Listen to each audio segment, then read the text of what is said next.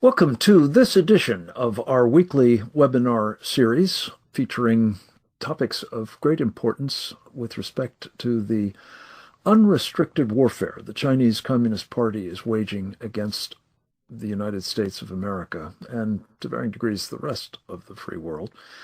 We are programs made possible by the Committee on the Present Danger China, of which I'm very proud to be the vice chairman.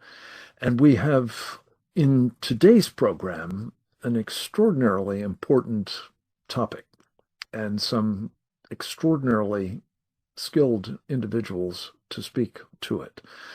And that is basically, is the race that is now underway to return, in our case, men to the moon, in the case of the Chinese Communist Party, to get their astronauts, they call them something else, but for the present purpose we'll use the generic term, to the moon before we do. And if so, whether we will find that the place is being militarized, indeed weaponized, against not only our presence there, but against the moon itself more generally, the cislunar space, that is the space between the moon and the Earth, and quite possibly the Earth itself, all facing a new threat from the Chinese communists and their People's Liberation Army. The implications of this could be quite profound, obviously. Less obvious is, what are we going to do about it?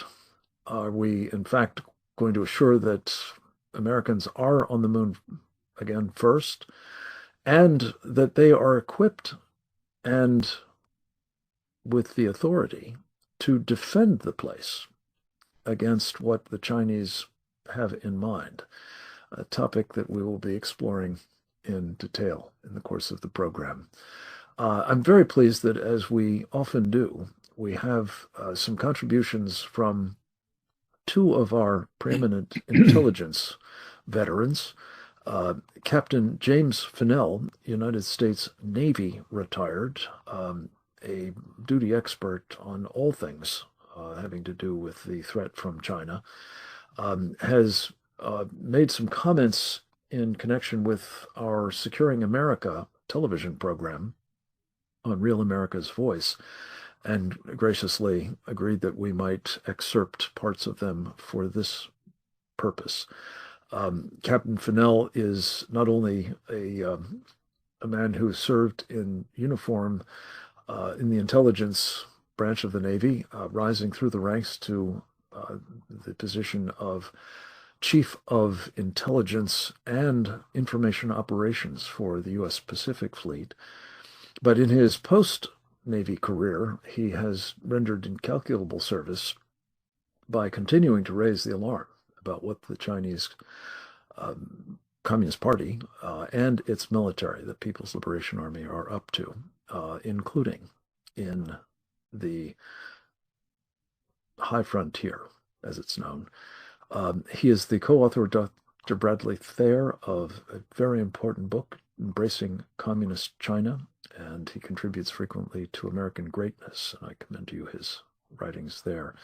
We're going to take a clip from Captain Fennell to kick off this program. Let's go to it now. It seems clear to us who follow China that everything that the Chinese Communist Party does, there is a military PLA component to it. If you go back just 3 years ago in the 2023 report to Congress by the U.S.-China Economic and Security Review Commission, they stated, quote, China seeks to control access to the moon for strategic aims, unquote. That's from 2023, from during the Biden years, not very hard on China, but they were very clear about that. And then the report went on to say they seek to accomplish this first by dominating the cislunar domain, the space between Earth and the moon. And that's important because between the Earth and the moon is where all of our satellites are, and everyone else's satellites. And in those low Earth orbits, this is where we have our banking institutions and communications networks and the ability of our military to be able to see and know where the enemy is, like what we're doing right now in this conflict in Operation Epic Fury in Iran.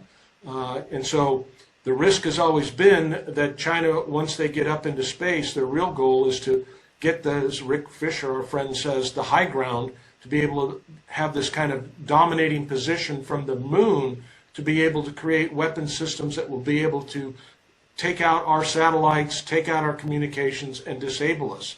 And so that's why this is really important. I mean, there's a history with our space program in NASA, and the treaties that go back to the 60s and the Artemis Accords. There's all this language about, the international community has taken this high-minded notion that space will be unweaponized. There will be no military application in space. So that's what they're ardent believers in that. It's a religious fervor. And so they are essentially throttling the United States' national security interest because of this utopian viewpoint of how space will be. And so China doesn't have any of that, and they're going to do what they're going to do.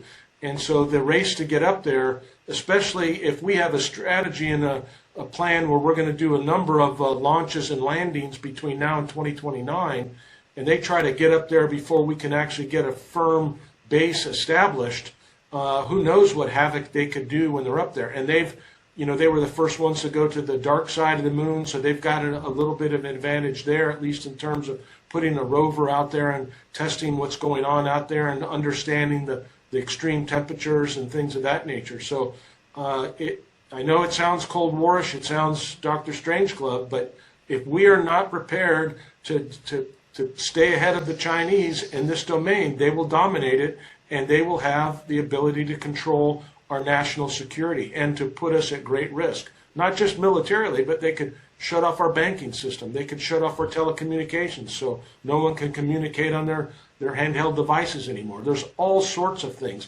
Starlink that Elon Musk has, that could be taken out of service. So all kinds of strategic ramifications, none of which are good for us from a regime that has stated that they want to destroy the United States of America and replace it with their system of governance. So I'm very concerned that we don't let up on this now that President Trump kind of kick-started the NASA and the space program in 2017 with those Artemis Accords, and maybe shifted the way we procure space vehicles and space systems from a cost-plus approach to a fixed-price approach.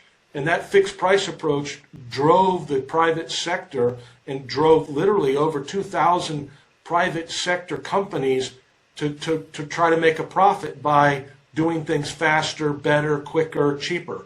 And that's why we were able to get to where we are right now, is because President Trump unleashed capitalism and the private economy of the American economy on this problem.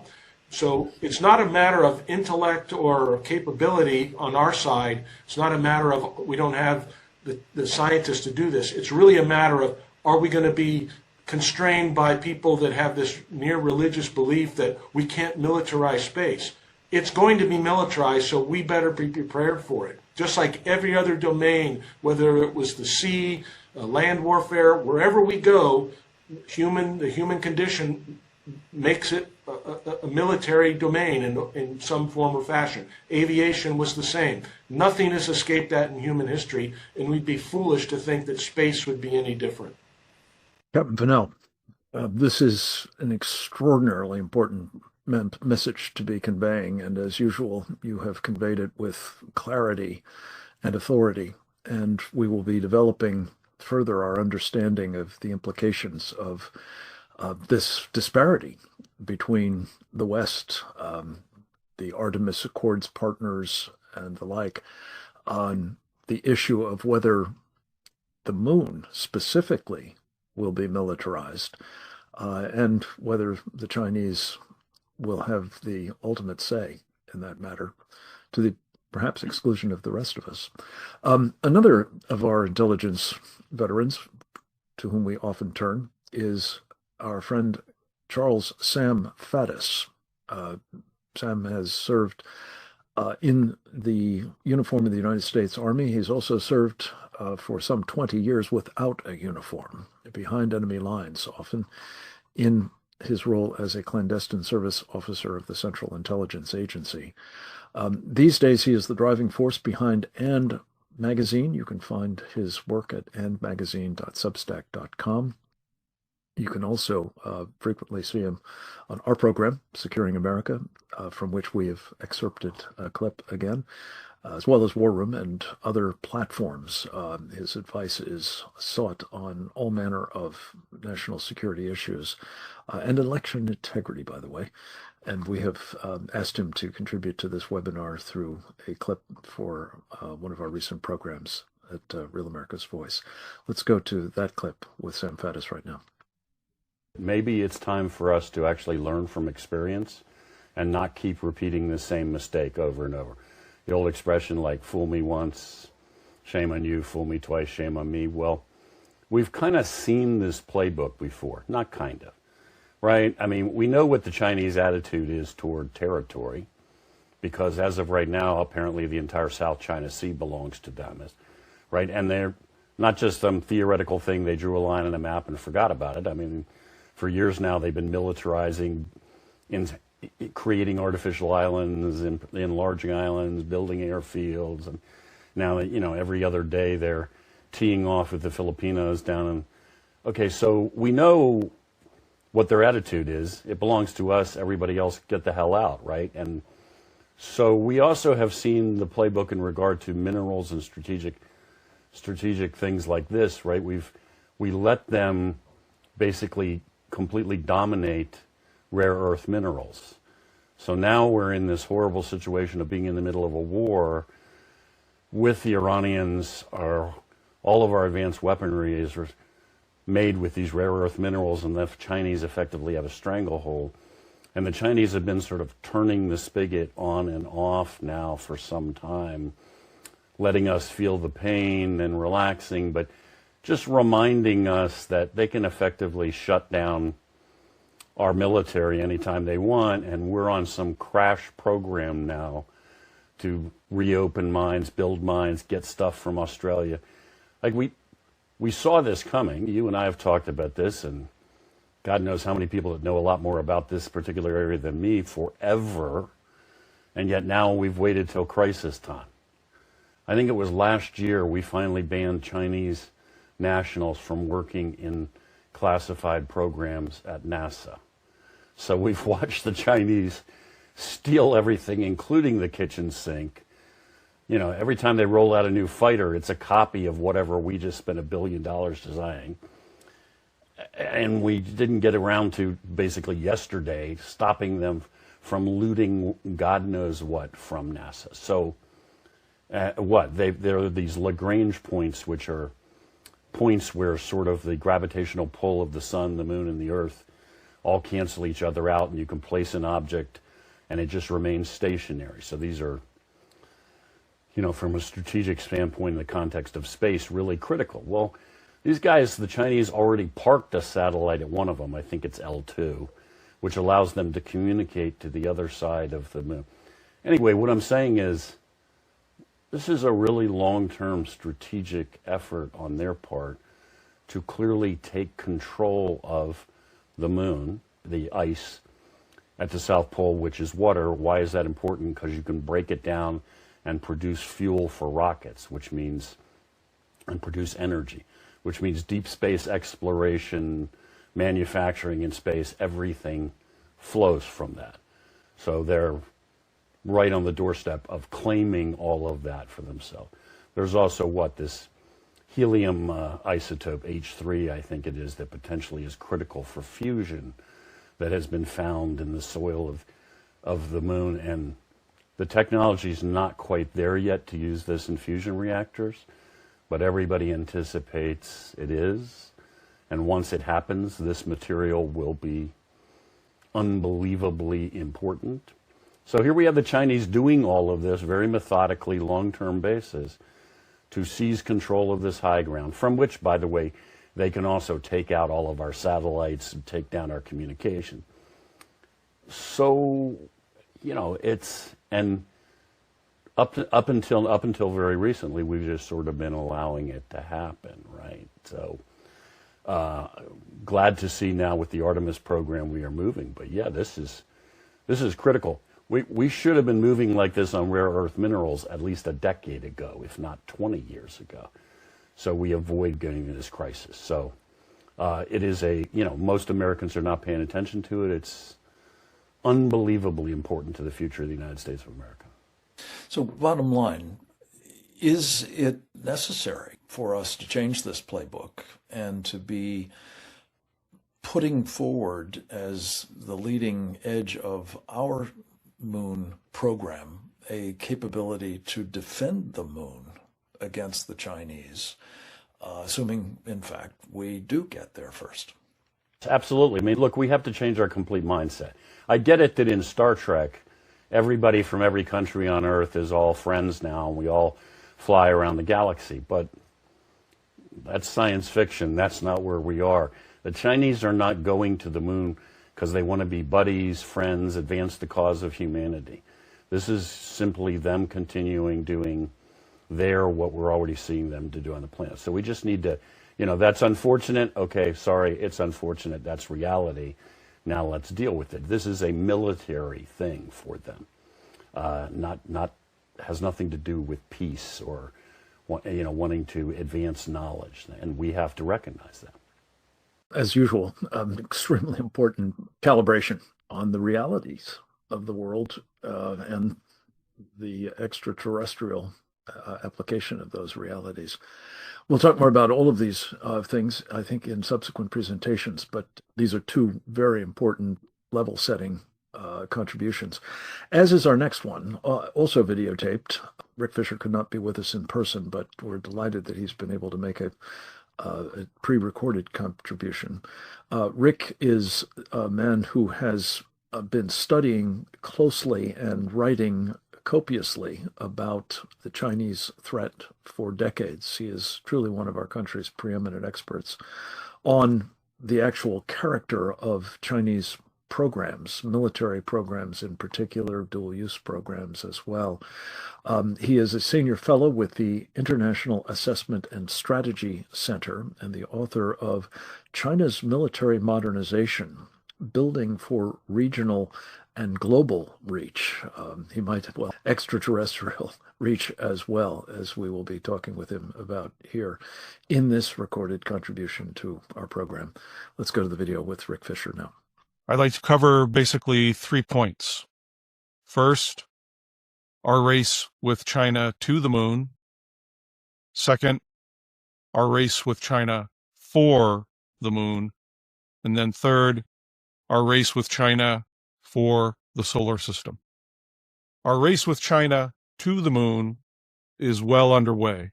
The Chinese this year will be testing an early version of their Long March 10 space launch vehicle. It'll eventually have a reusable version, but the main version will be their first moon-rated space launch vehicle. By 2027, they could be testing the full-size tri-core version of the Long March 10. The Chinese will use 2 Long March 10s to put their people on the moon.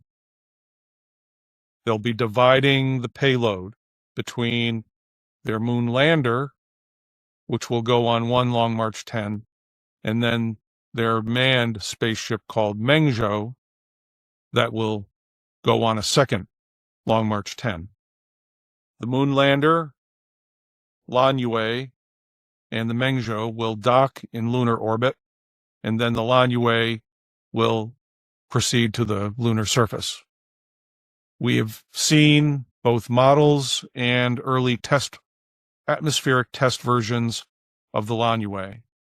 The Mengzhou may actually fly to the Chinese space station later this year in an unmanned test. But manned tests will happen. The Lanyue moonlander will be tested in low Earth orbit, and all of this will be done with great fanfare. The Chinese want to get to the moon, they say, by 2030. and it is possible they may actually get there by 2029. They have the advantage of a lighter, lower weight architecture. They're basically trying to accomplish an Apollo mission with some Soviet inspirations. And I'll get to that in my second point, which is the race for the moon. Even if the Chinese were to beat the United States back to the moon, if for whatever reason, war on Earth that the Chinese start, we're not able to fund our NASA program to get to the moon by 2028, we can bear that loss, if you will, because the real race is the race for the moon, the race to get there and occupy strategic points on the moon to ensure that our 61 Artemis partners and our own astronauts can ensure our access to the moon. NASA explained about 4 weeks ago that they will be spending $30 billion over the course of 10 years, mounting about 79 lunar space launches, 72 lunar landings. And this is indeed a blessing of leadership. Donald Trump, since his first term, has been focused on getting America back to the moon. He understands the geopolitical ramifications of that quest. He understands that getting to the moon is the best way to ensure we can continue to get to the moon.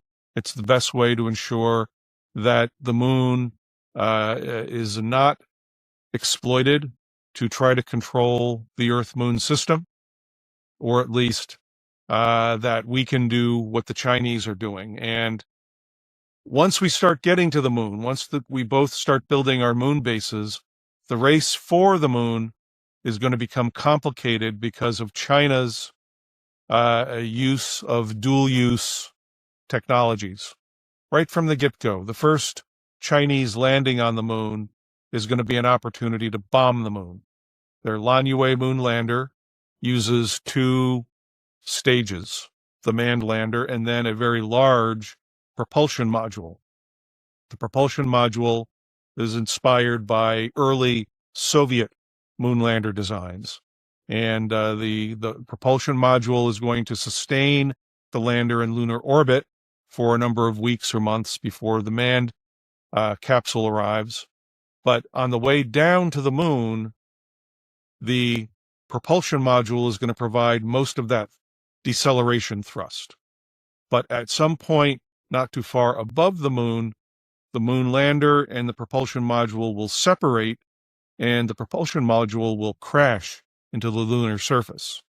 Now, there are various estimates from 4 to 12 kilometers away from the landing of the moon lander where this propulsion module crashes. But look, accidents happen. And NASA told us about a month ago that the South Pole, the strategic target for China and the United States, is about the size of Virginia. I live in Virginia. And having 5-8-ton propulsion modules flying around over my head is not a comforting thought. And I don't think our astronauts on the moon will take much comfort in that as well. So either we agree with the Chinese to deconflict all this, or we start taking our own dual-use systems to the moon, like mining lasers that can also be used to damage or shoot down these errant propulsion modules. Now, the race doesn't stop at the moon, as I mentioned. In 2023, the Chinese Aerospace Science and Technology Corporation, their main space launcher and moon lander corporation, revealed that for the previous 3 years, it had been assembling a 100-year plan to extend China's presence out into the solar system. to Pluto. And by the time they get there, nuclear propulsion will be usefully developed, and getting to Mars in less than 6 months, or actually achieving speeds sufficient to begin early galactic, not galactic, but out to the nearest star at least. Those sorts of missions are conceivable. So perhaps not in my lifetime, but perhaps within the lifetime of my kids. So the Chinese understand that control of the moon is key to military superiority on Earth. They understand that getting to Mars in substantial form, just like getting to the moon in substantial form, is key to controlling access to that body. And then from there on into the solar system, Saturn, the moons of Jupiter, and beyond. So we're in this race. As long as the Chinese Communist Party exists, the United States is going to be challenged beyond low Earth orbit. And we are very lucky that Donald Trump understands this, has decided to prepare the United States as best he can within the remainder of his term. All of this is designed to be uncancelable. Remember, Barack Obama in 2010 canceled George Bush's moon program, effectively giving China a 10-year period to catch up. We cannot make that mistake again. And again, we must be very grateful for the leadership of President Trump in space. Rick Fisher, thank you. This programmatic explanation of what the Chinese are up to is very important, as will be, I'm sure, some of your estimates as to the timing and the character of the Chinese activities on the moon. We're going to turn next to a man who has been studying these matters closely as well, and has been in various incarnations incredibly impactful in terms of his clarity about the threat we face from the Chinese Communist Party, and his tireless and quite enterprising efforts to actually counter it and ultimately defeat the Chinese Communist Party, which is the express purpose of our Committee on the Present Danger, China, as well. His name is Roger W. Robinson, Jr. He is perhaps most known for the work that he has done in his capacity on the Ronald Reagan National Security Council, where he served as the Senior Director for International Economic Policy, and really laid out the strategy and helped in its early execution for the takedown of the Soviet Union, the last totalitarian communist enterprise that sought the destruction of this country. Roger has served as the chairman as well as the ranking member of the U.S.-China Economic and Security Review Commission. He has been, for some time now, both the founder and the chairman of the Prague Security Studies Institute, which has been sponsoring a running series of programs about space.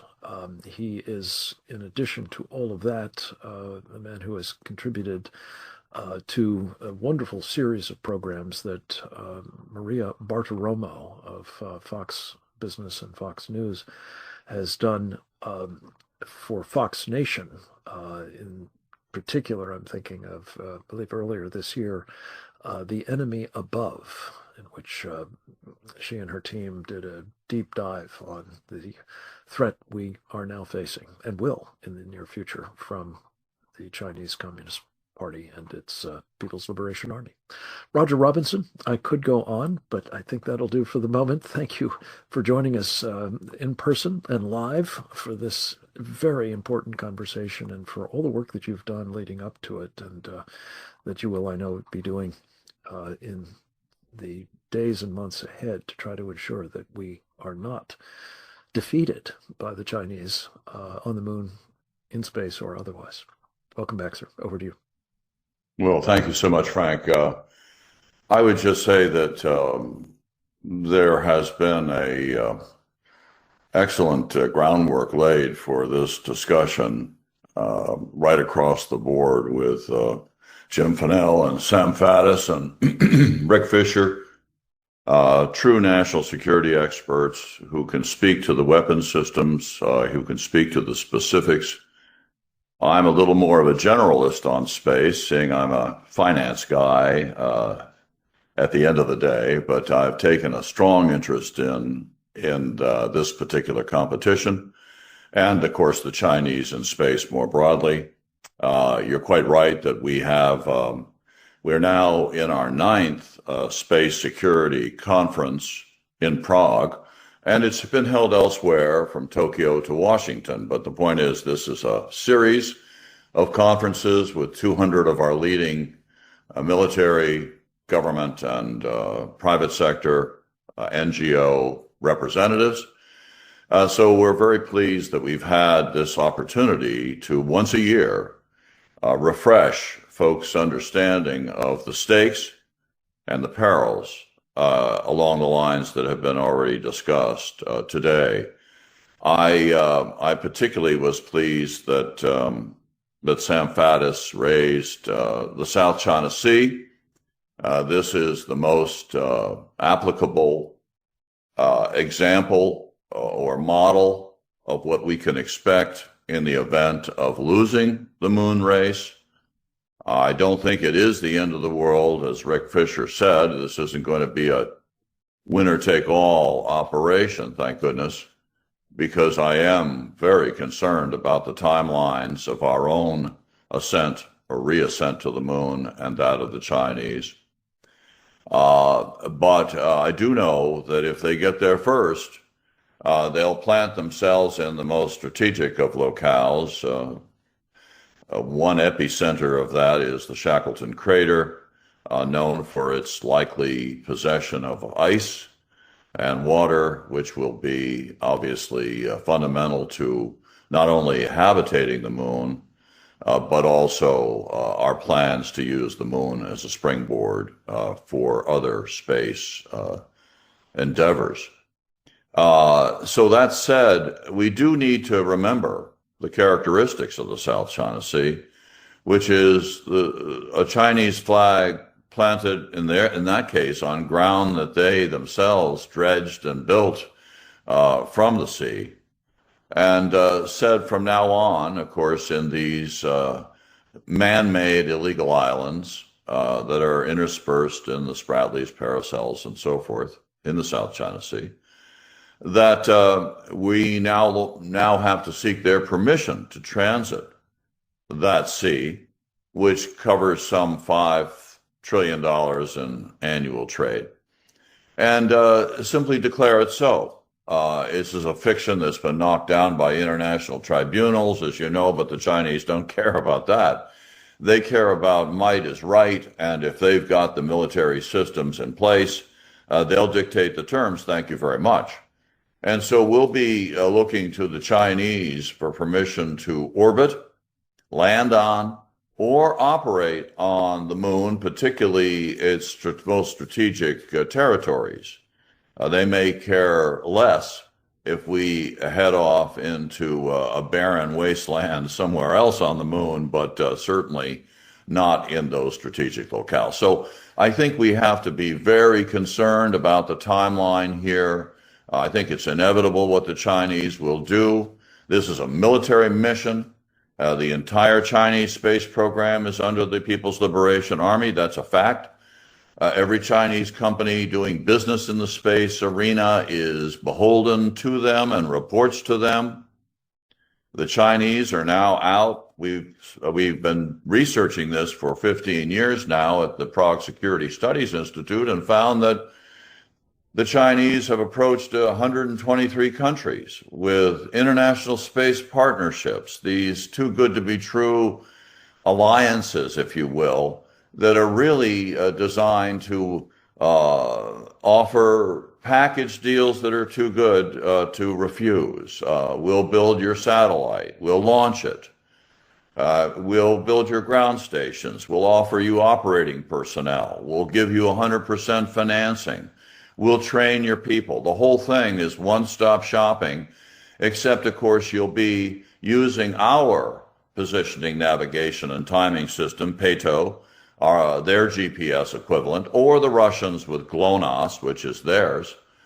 And we'll be doing sole source contracts from now on in terms of supplies of all the vital elements of space, equipment, and technology. So it really is what we call space sector capture. And I could go on about this, except that there are 800 such transactions underway.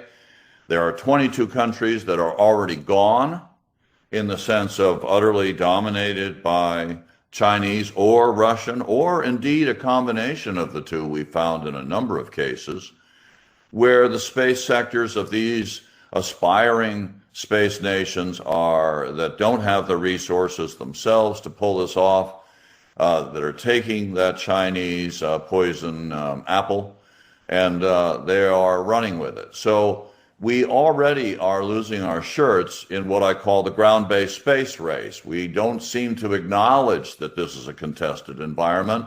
It's not just what's going on up there, Frank. It's what's going on here on the ground as well. And they're collecting votes from these countries that they are dominating to take into multilateral fora like the UN COPUOS and other space-based, space-related multilateral fora, where they set standards and norms, where they decide what a space weapon is, or they decide on behavioral norms according to their playbook, which will be deceptive and, of course, designed merely to advance the interest of the Chinese Communist Party and the PLA. So this is a complicated subject.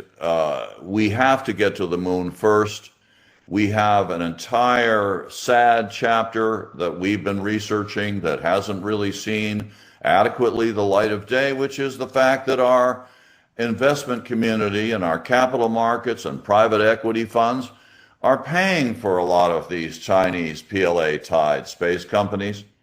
And they're investing in them. They're investing your and my money. 100 million Americans are holding Chinese PLA-tied space companies, courtesy of BlackRock, State Street, Vanguard, and others, and MSCI and FTSE Russell and the index providers on Wall Street are littered with PLA Chinese companies. So here we are, not just facing the prospect of losing the moon or walking into a militarized situation when we have scientists and geologists and they have hardened Navy SEAL Special Forces equivalents with co-orbital ASATs, direct ascent weapons, possibly even their own lasers. The point is, they are there to win. We are there to explore. I'm afraid that that's not going to work out for us. We have to be there to win. And the greatest urgency we have right now is to recognize that the gentleman's game of space is over, and that we have to roll up our sleeves and get serious about defending the moon, defending our space aspirations. So that would be my clarion call, to the extent that I'm joining with those who frankly know the technical dimensions of it better than I. But I certainly am looking at it from a Wall Street and economic and financial knothole here. And I can tell you it's no prettier. In fact, the irony is quite supreme when you think that we're picking up the tab as insult to injury. So why don't I leave it there, Frank? Terrific, Roger. Thank you so much. And always your appreciation of the extent to which the damage that we're describing here, this unrestricted warfare against us, is actually being enabled by us. Indeed. By unwitting investors whose funds, pension funds, 401k plans, college education funds, what have you, are being essentially weaponized by Wall Street against America. It's scandalous, and I so appreciate how you have helped identify this as another aspect, another front in the space warfare here on the ground. We're going to conclude the presentations with a man who has been also very engaged in space policy and programs and decisions for most of his professional life. His name is Michael Listner. He is an attorney by training, but has become a very influential figure, notably in his role as the founder and principal of the Space Law and Policy Solutions organization. He is, in addition to all of that, the editor of the Précis, a publication that is devoted to space policy matters and related subjects. And we are extremely grateful to him for joining us and to play, if you will, the cleanup batter on this important series of presentations. And we look forward to his own remarks. Michael, welcome, and thank you for joining us. Thank you for having me. I'm going to pull back on the, influenced decision-making because most of the time people don't listen to me anyways. They have their own ideas, but that's fine. I've been thinking about this off and on for the past, almost 25 years.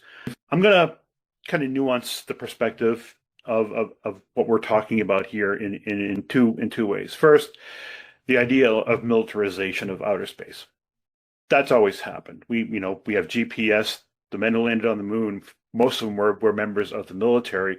So the military's always been involved in outer space, and that's not a bad thing. The key point, and in fact, the whole idea of militarization, the term of militarization of outer space came from the Soviets. Back when we were negotiating this thing called the Outer Space Treaty.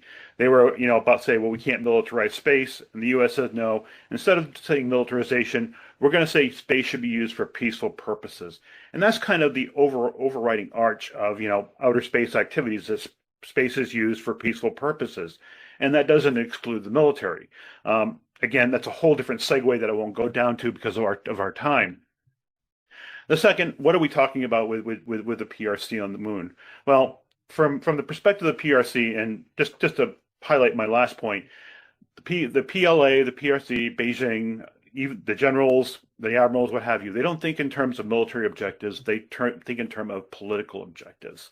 In other words, what is our ultimate political objective? So in that way, they've become very good students of Clausewitz and his observations about the nature of war itself. So in that context, what are we really talking about? We're talking about a concept called space control. A rough, very good definition. I wish I could quote her specifically. I don't have it in front of me, but space control is basically the ability of nation to operate freely in outer space, to perform its activities, but at the same time to deny the same to an adversary if it's in the national interest of a state.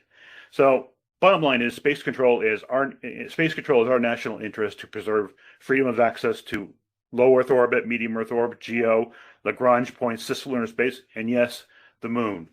Now, we see analogies to space control here on Earth, and the South China Sea has been appropriately brought up in this context. And I'll refer back to it again. And even though I hate comparing outer space to the terrestrial environment, I'm going to do it again, just because I don't think it's. But I digress.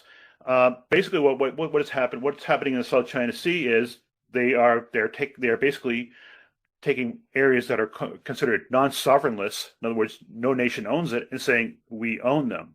Well, how are they doing that? Well, they're occupying the space, and then they're justifying that through media, psychology, and creating legal arguments as to why. And when I talk about legal arguments, they use their culture to basically justify saying, well, we've navigated these waters for thousands of years. These are ours, regardless of what a treaty says, like UNCLOS. These belong to us.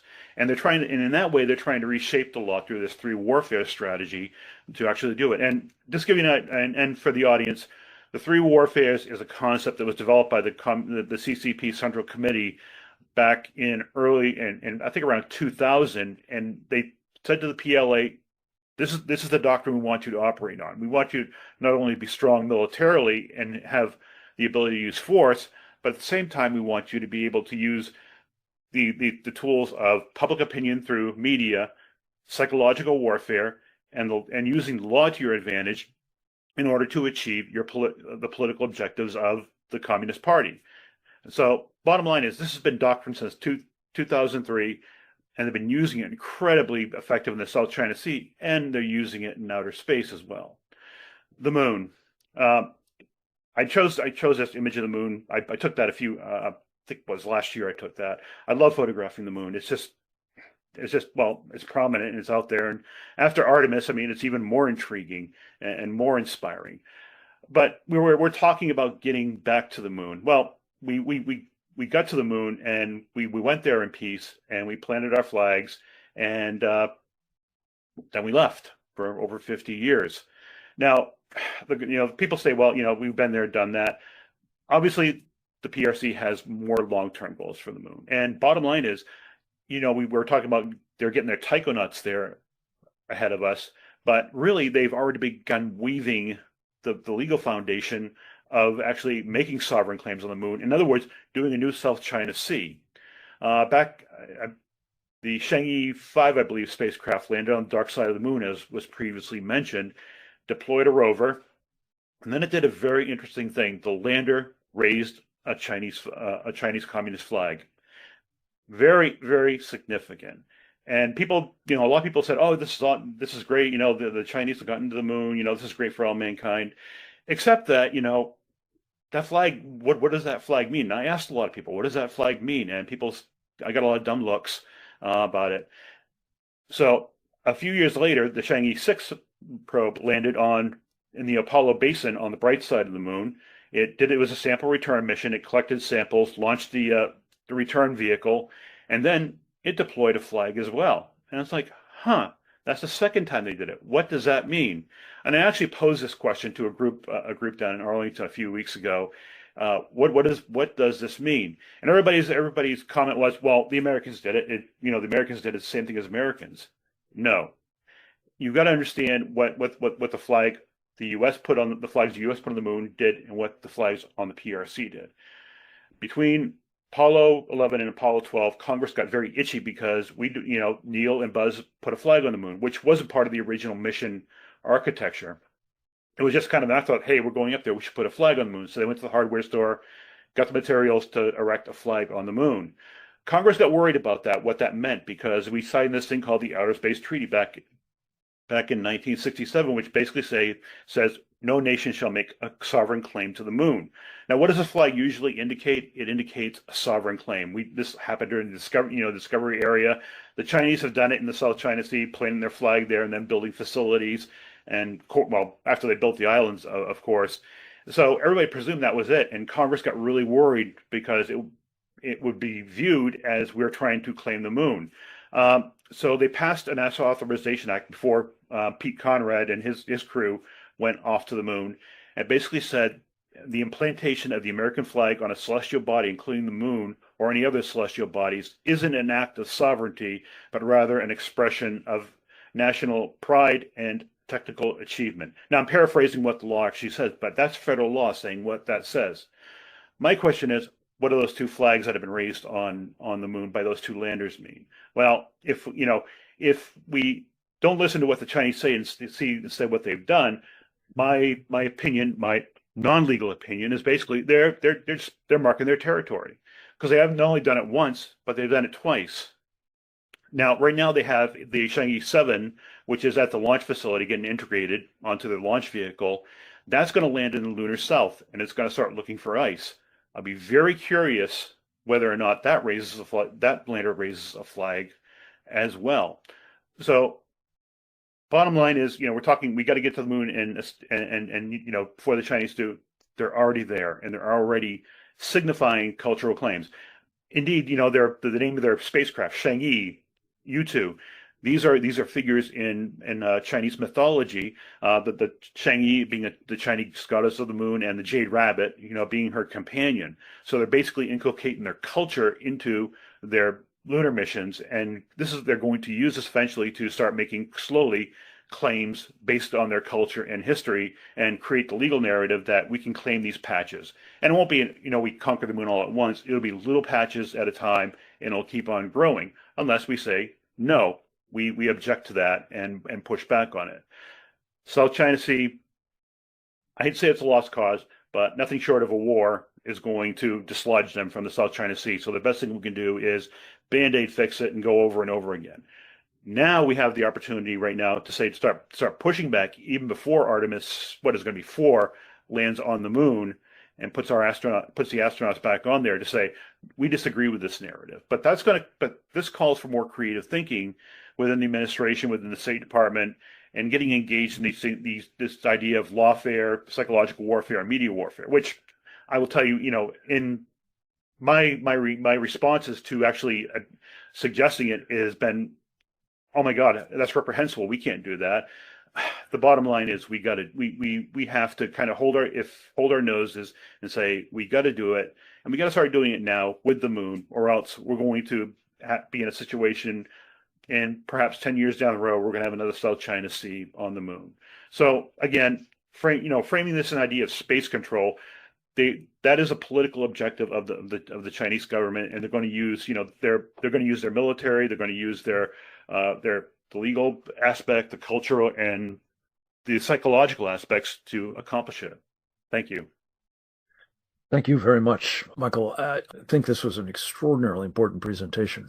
They all have been, but I so appreciate specifically analogizing what Roger was also discussing, and others have, the South China Sea, but saying that's what's coming on the moon next. I had an interesting experience when I was acting as an Assistant Secretary of Defense in the 1987 period under the Reagan presidency. And the issue was at a formative stage of the International Space Station program. The administration was very keen, in part, to share the financial burdens of that program, but also to enlist allies in the venture from a technology point of view, and kind of what Faddis was talking about in terms of Star Trek, the whole world pulling together for space exploration and so on. Caspar Weinberger, the Secretary of Defense at the time, thought, as did I, that we might well find it both important and possibly absolutely essential to have the United States military be able to use that platform for experimentation or for a defensive purpose, perhaps, and tried to introduce a stipulation to that effect. And the international types, both those at NASA, frankly, and elsewhere in the administration, as well as foreign partners, actual or prospective, went absolutely nuts. They wanted no part of it. They were insistent that if the military in the United States was involved in any way, they'd be out. And in the end, the president agreed with that position, and essentially, while, as has been mentioned, there have been military officers, of course, trained, pilots and other specialists and so on who have served throughout. It's not been a military dedicated facility at any point, I believe, and in fact has been foreclosed as such, which is bearing on this particular topic because we have undertaken in the Artemis Accords a similar kind of arrangement. And what I think we've heard this morning very helpfully is, not only is that not the Chinese approach to space control, as Michael Listener has just pointed out, is actually the object of their program.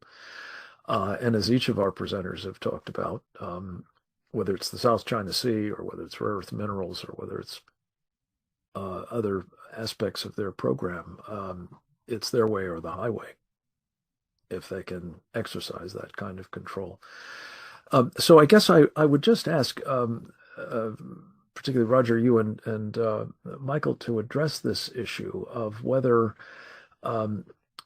if we find ourselves facing the distinct prospect that the Chinese might get to the moon first, and will, from the get-go, be not only staking out the strategic choicest spots, presumably in the Shackleton crater, and equipped to exclude us or anybody else from having access to such water or other resources there, or perhaps, preclude our being on the moon itself, if they can do it, as they are trying to preclude us from using the South China Sea without their permission. Is that a real prospect here? And is it one that we should be factoring into our planning and preparations now? I'm sure someplace in the Pentagon, somebody is thinking about this, and it's probably very classified. So it's definitely none of my business if that's the case. But I'm hoping we don't have to get to that point. And I think right now we're in a position before they actually land taikonauts on the moon. We can start through narrative, political narratives to basically promote this idea that, they signed the Outer Space Treaty. They did it in 1983, almost 20 years after everybody else, but they did sign it and kind of hold their feet to the fire on that. I mean, the whole idea, for example, the whole Artemis thing was to test our equipment, to make sure it worked, make sure thankfully our astronauts got home alive. But it also had the effect that it captivated the entire world, and that was a big political coup for the U.S. because we didn't have just U.S. citizens on board that spacecraft; we had a Canadian citizen as well, and they framed it in the idea of everybody as opposed to just one nation. Powerful, powerful message. Now, if you're sitting in Beijing and say, "How do I counter that?" That's a powerful message. How do I counter that? I can't, it's going to be hard for us to go to the moon and make claims and say that it is, that it's ours exclusively and everybody stay out. On the other hand, they may just not care, which, and a lot of times they basically say, we don't care. We're going to do what we're going to do. We have our interests and we're going to do it. We don't care what you think about it. Plain and simple.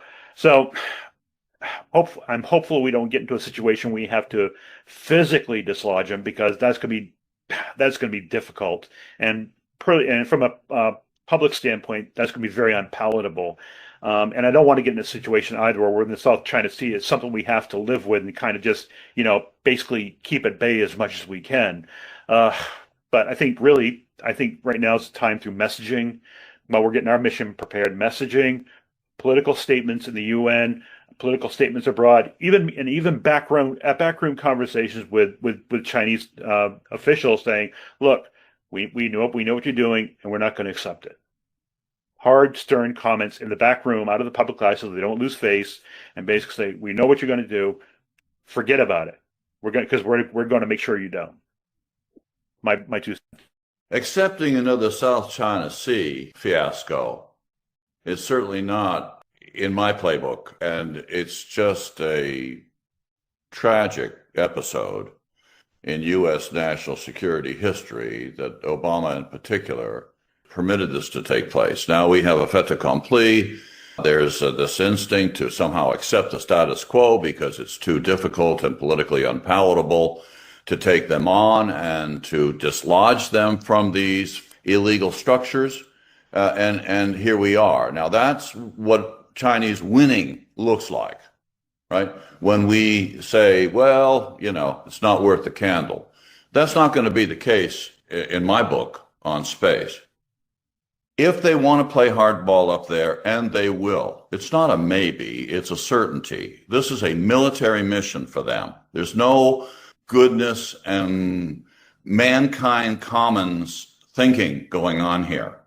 It's a strategic advantage on how to basically take us out of the picture and our way of life and governance. So let's just remember who we're dealing with here. Now, fine. In short, Frank, let's put them out of business on the ground right now. Why? Admiral Harris, back in 2013, I wrote up a paper that identified every Chinese company and their subs that were publicly traded that were building the islands on the South China Sea. I can't quite remember the number, but it was a large number. We had the photographs. We had exactly what kind of dredging machines they were using, the whole thing, a very granular display.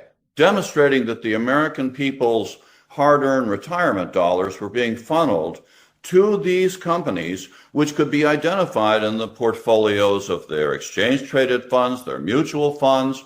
You could see them on MSCI's index list, the same with FTSE Russell, etc. They were in the BlackRock products, Vanguard, State Street, all clear as a bell.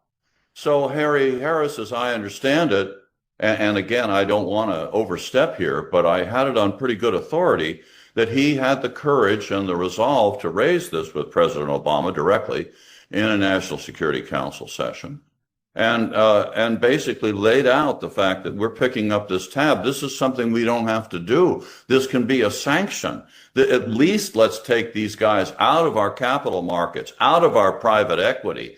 Let's say no to not just listings, delistings. They're not allowed to trade here. We've got 5,000 Chinese companies, many of them PLA, being traded on our exchanges as we sit here today, right? So we're not making great progress on this. Let's take space, which every American cares about. It's embedded in their DNA. Let's take space and stop them here. There's no PLA-tied Chinese companies going to be listing or trading in the capital markets of the United States, period. And there's no private equity firms in the United States that are going to be permitted to finance these particular companies, which should be on the Pentagon list of Chinese military companies, but this time with teeth. So that's a start, Frank. And what about space sector capture? Let's go after, let's contest all those countries that are being swallowed up and losing their space sector to the Chinese and Russians only because we're not there. Why don't we make a counteroffer? Why don't we try to bring them out of that orbit? Don't give the Chinese the numbers and the votes on the ground to be setting the terms for space in the future. So I could go on, and I'm sorry to be a little bit passionate about this, but I'm not going to sit here and think about the South China Sea being some kind of revisited event here. That's not going to happen on my watch. Much thank you. Let me just ask you if you have done your usual due diligence. Do you have a sense of the extent to which American companies and Wall Street firms and pension funds and so on are now actively enabling? You talked about the ground capture situation, but how about the space ventures of China that could give rise to this South China Sea 2.0 in the Yes, we've gathered data on that, Frank. And I might, by the way, I don't think I finished the Obama story. The president reportedly said to Admiral Harris, stay in your own lane. Don't get into finance. It's not your concern. This kind of thing.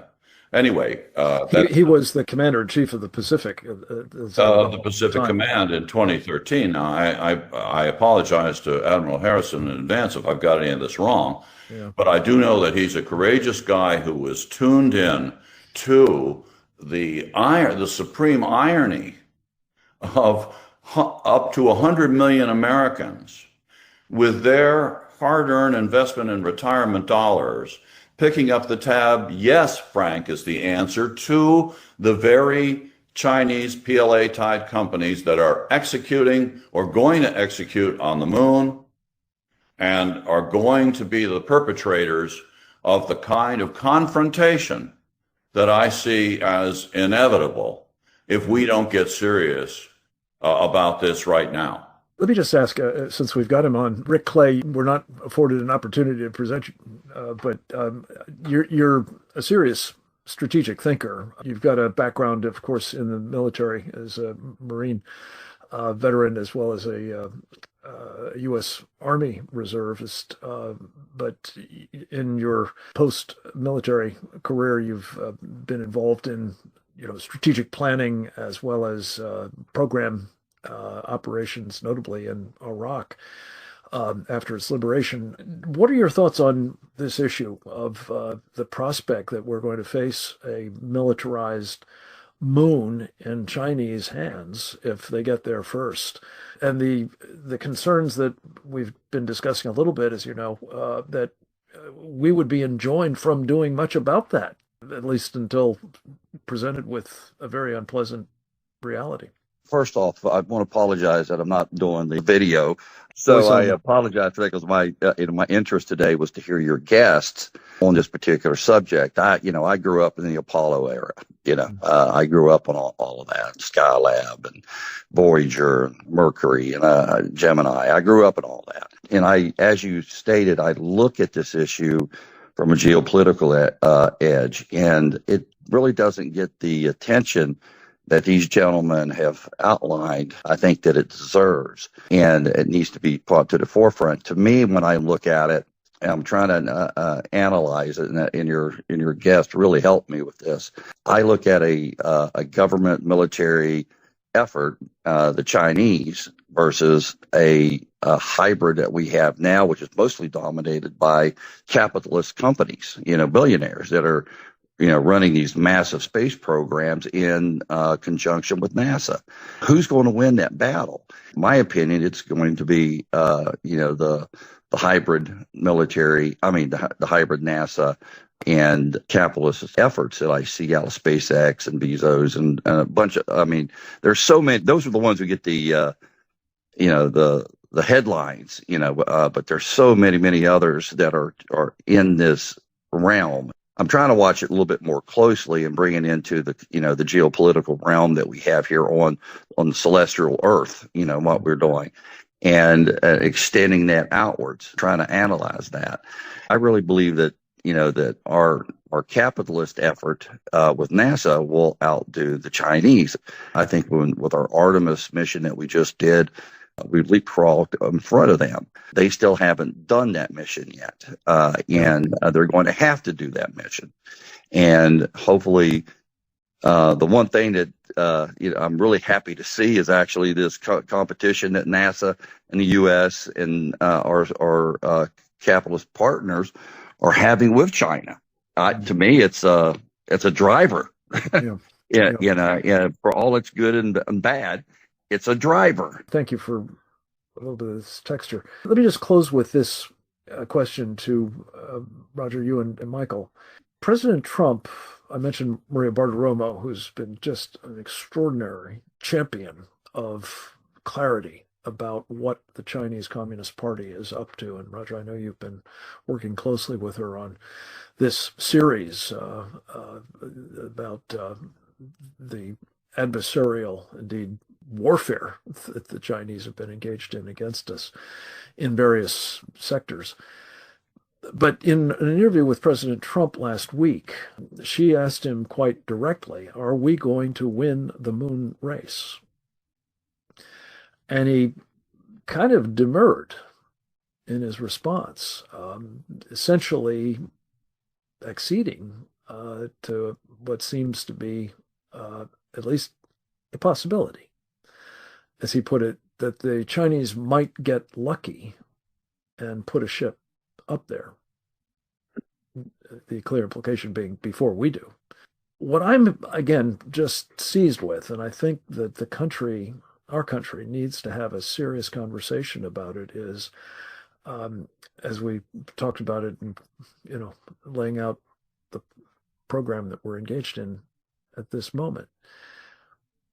If the Chinese do get there first, and despite, Michael, your hopes, behave according to form, and the purpose of those flags on the landers is what they will be doing if they get men with those flags in the future, namely staking claims at a minimum to parts of that lunar surface, if not the whole moon. Are we going to be capable of contending with that prospect that they not only will have a physical control of water resources, for example, if they get there first, but that they may be prepared to use whatever installations they put in place there for militarization of the moon more generally, and possibly with implications for cislunar space as well as the Earth itself. Could you guys just, lay out that scenario in the context of what should we be doing now, other than just jawing them into behaving better? Well, it isn't just jawing them. It's a matter of being very explicit about what's going to happen. Look at tariffs. You can always play the tariff card. The tariff card has been extremely effective, especially against the Chinese, and you can always play that card. But you can also, again, it's the whole idea of psychological and media warfare. The president is extremely good at using his own invention, Truth Social, to basically lay out his agenda. He could potentially use that as a platform for getting out what he thinks about the moon. I mean, ultimately, it isn't a matter what does winning look like. What winning looks like to the U.S. is different from what winning looks like to the Chinese.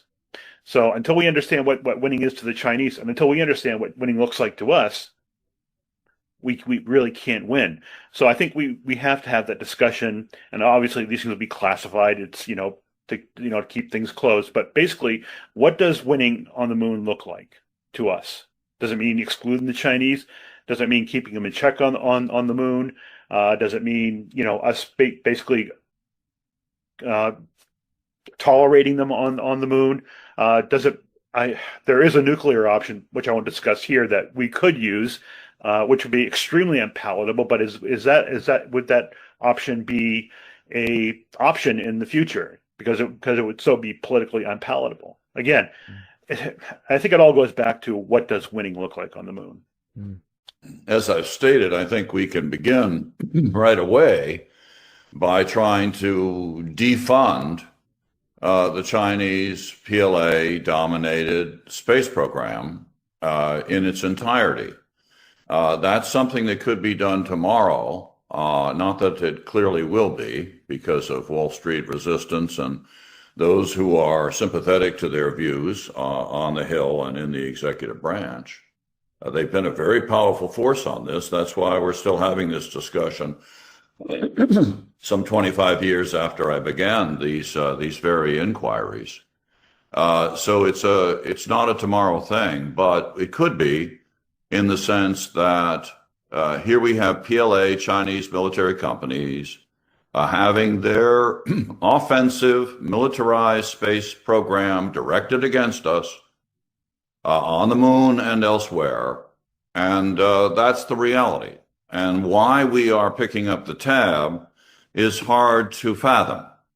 It's pretty straightforward, Frank, really. And we just need to take certain steps so that we are not, in effect, facilitating and indeed accelerating our own demise. Am I anxious to get into a situation up there that's more military? I mean, let's put it this way. What happened in the last 48 hours? We shoot into the engine room of a Chinese tanker.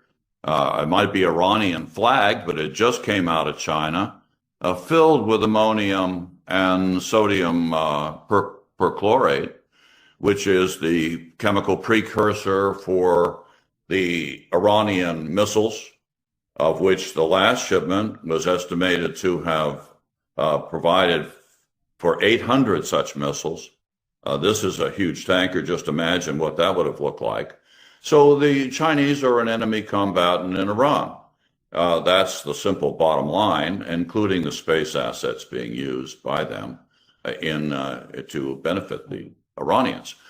So are we going to be in a situation, Frank, where that same tanker equivalent is headed to the moon with co-orbital direct descent missiles? Are we going to put 3 rounds into the engine room of that? Is it going to have to be that we actually interdict their efforts to build out a military presence? So I think that these may be a bit Hollywood to some, but sadly, we're closing on this very quickly. And I would bet a fair amount of money in the unnerving exchange that you were referencing the other day, Frank, that the Chinese do have something up their sleeves. I have a very sinking feeling on that. I do think they're going to try to get there in 28 or 29. And if we have a glitch, if we have even a modest delay, we're out of that particular game. And anybody, you can say we can play catch-up ball and rocket by them down the pike, but I'm afraid that the symbolism here is extremely stark. So those are my observations. But there are things we could do now if we were serious about this. Roger, thank you. And let me just echo those recommendations. I think they're eminently sensible. And I mean, it's been part of the work of the Committee on the Present Danger of China from its inception, thanks in no small measure to your leadership, that we have been insistently trying to end this practice of Wall Street taking money of average Americans and enabling it to be weaponized against us, very literally weaponized against us. So it makes eminent sense in this context as well. And I just would close because we're a little bit over time, but this has been an extraordinarily important conversation, and I'm so grateful to each of our participants for contributing to it. But there was something that was sort of a passing comment by the president, to your point, Roger, in that conversation with Maria Bartiromo, shortly after he made this observation that, well, the Chinese may get lucky. He said that they had an I can't quite remember the exact formulation, but it was something to the effect that they had a recent effort. It sounded like a launch, and that it had not gone well. And he said something to the effect of, that's putting it mildly. I don't know what he was referring to. I don't recall that there's been a recent launch that went badly, associated specifically with their lunar program. But it does suggest that he knows they're moving very aggressively to get to space, get to the moon specifically in space, on a faster schedule than we've been talking about today. And if so, I do think that we're going to face a South China Sea moment. And it behooves us to ensure that, notwithstanding the Artemis Accords, notwithstanding the International Space Station pattern, that we are prepared not only to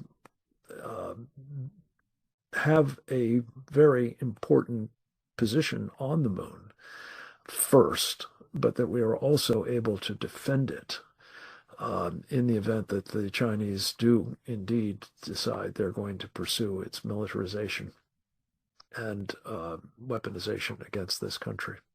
So we will leave this for the moment as I watch this space kind of, if I could use that expression, proposition. We're going to be returning to the topic, I'm quite sure, with the help, I'm hoping, of Captain Jim Fennell, Sam Faddis, Rick Fisher, Roger Robinson, and Michael Listner, and of course Rick Clay and others as well, in the days and months to come, in the run-up to hopefully the